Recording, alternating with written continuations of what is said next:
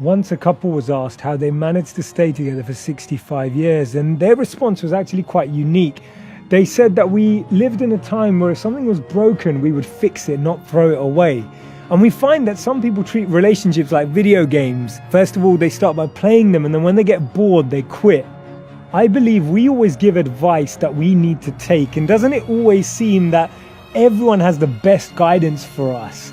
And we receive advice from our friends. We analyze and observe relationships on television and in real life. We dream about what it would be like to love as they do in the movies. Love is promised on countless dating sites, and every year you can count on a song by Taylor Swift about a love story where everything has changed, but it's still sweeter than fiction, and you are still in love. They say when you're happy, you enjoy the music, but when you're sad, you understand the lyrics. See, the challenge is that we're meant to love people and use things, but today we use people and love things.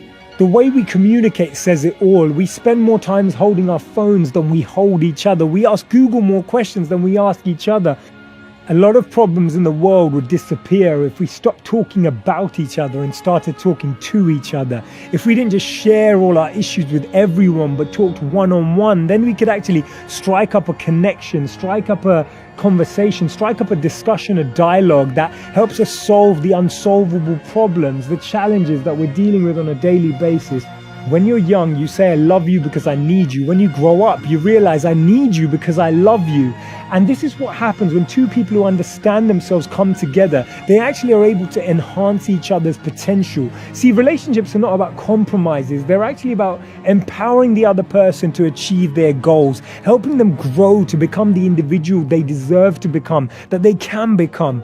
And therefore, it's not about our selfish motives. It's not about what we want. Relationships are not about us. See, what usually happens is that two people come together to complete each other. They come together and they depend on each other. And this dependence leads to a drain. And this drain leads to more pain and insight into what it feels like to constantly have someone who depends on you for everything.